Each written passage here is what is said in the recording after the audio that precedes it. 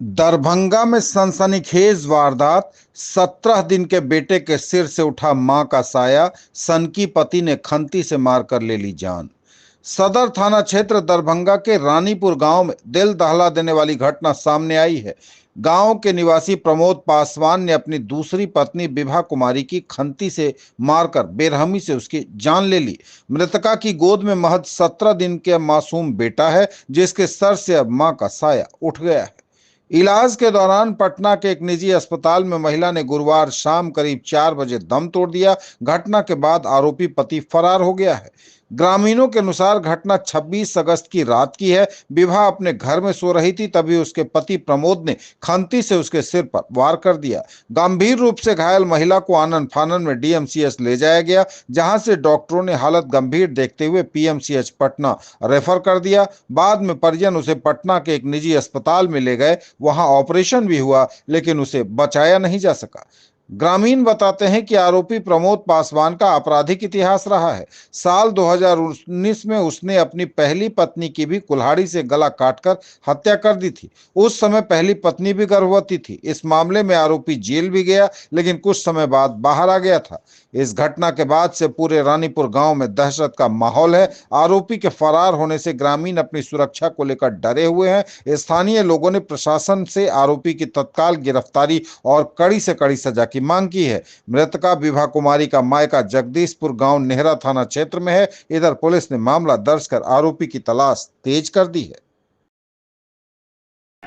अपना गांव में क्या हुआ? वार्ड नंबर 9 में क्या हुआ? क्या घटना घटा? वार्ड नंबर रानीपुर पंचायत के अंतर्गत रानीपुर गांव बेला में विगत दिन 26 तारीख को प्रमोद कुमार पासवान ने अपनी पत्नी को खंती से अपने माथा पे उनको वार किया और वार करने के बाद वो यहाँ से खंती लेके ही भाग गए। उसके बाद हम लोगों को जैसे ही पता हुआ, आनन फानन में रात के 12 बजे हम लोग डीएमसीएच इलाज के लिए गए।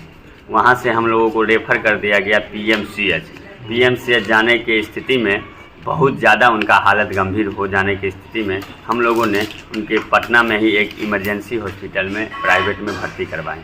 उसके बाद कल शाम को 4 बजे में वो डेथ हो गए। अच्छा, जानकारी है कि उसकी पहली पत्नी को भी वो मार दिया हुआ था। हाँ, 2019 में उसका भी शादी हुआ था, जिसके फिर उसकी पूर्व पत्नी जो थी वो भी गर्भवती थी। उसको भी कुल्हड़ से काट दिया गया था। उसको स्पॉट ही मर्डर वो उस समय में यहाँ हो गई थी। फिर उसके 1 साल 2 साल बाद उनके गांव वाले ने उनका शादी करवा दिया और शादी करवाने के बाद फिर यह उनके पास जन्माष्टमी दिन उनका एक बेटा हुआ था। वो बेटा होने के बाद चौरचन पावन दिन 26 तारीख को उनको सिर पे खंती से वार कर दिया गया। जो आनन फानन में हम लोग डीएमसीएच ले गए, लेकिन डीएमसीएच में रेफ़र कर दिया पीएमसीएच जाने वक्त में बहुत स्थिति गंभीर हो गई। हम लोग उनको वहाँ रखे, लेकिन ब्रेन का ऑपरेशन भी उनका परसों हुआ था। ऑपरेशन होने के बाद कल उनका स्थिति और गंभीर हो गई, जिनकी उनकी मृत्यु हो गई। वार करने के पीछे वजह क्या था? अब ये नहीं लगता है, वो नशा भी नहीं करता है लड़का। अब उनके अंदर में क्या है, वो मेंटली प्रॉब्लम है कि क्या प्रॉब्लम है ये तो नहीं कह सकते हैं हम लोग, लेकिन इस पे ठोस कार्य। अच्छा, आप ग्रामीण है ना, तो आपको पता होना चाहिए कि वो मानसिक रूप से क्या था या नहीं। वो तो 10 महीना पहले उनका शादी हुआ। शादी से बाद वो खनाई पिनाई सब लोग जो अच्छे से होता है अपना पत्नी के साथ वो कर रहा था। और बच्चा होने के बाद क्या हो गया उसको पता नहीं चला। रात में वो सोई थी और उसके बाद उसके खंती से आके उसके ऊपर माथा पे सिर पे वार कर दिया गया।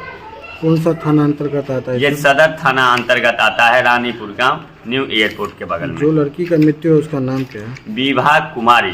कहाँ घर है उसका? उसका घर आपका जगदीशपुर है, जो थाना नेहरा पड़ता है। जो हत्या किया वो लड़का का नाम? प्रमोद कुमार पासवान। उनका पिता का नाम अच्छा, उम्र क्या होगा उसका? उनका 30 से 35 साल उम्र है। अच्छा, एक चीज़ बताइए, ये क्या काम कर रहे थे?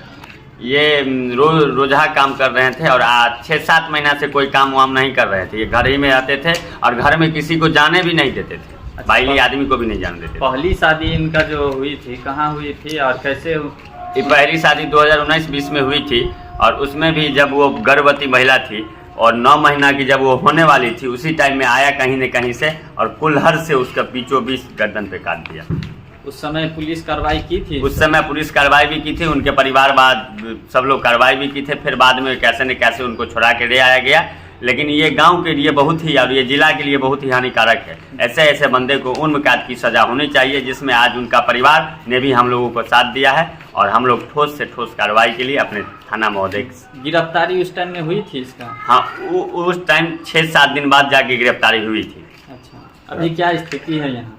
अभी यहाँ का माहौल जो है डरा हुआ है, सबको डर हो रहा है, सब रात भर जगे हुए हैं, जो कहीं से फिर आ जाए, किसी को मार दे, कुछ हो जाए। जब वो अपना पत्नी को नहीं छोड़ पाया और एक नहीं 2-2 पत्नी के साथ ये कारोबार और उनके साथ 17 दिन का बेटा है, आप कह सकते हैं जितना 17 दिन का बेटा है, अब वो बेटा का मोह नहीं देखा तब जाके वो पत्नी को। अच्छा, मृतक फरार है क्या? हाँ, मृतक फरार है उसी दिन उसी समय से और हाथ में खंती दे के फरार है। आरोपी पति फरार है? हाँ, आरोपी पति फरार है। अच्छा, एक चीज़ बताइए कि इनका जो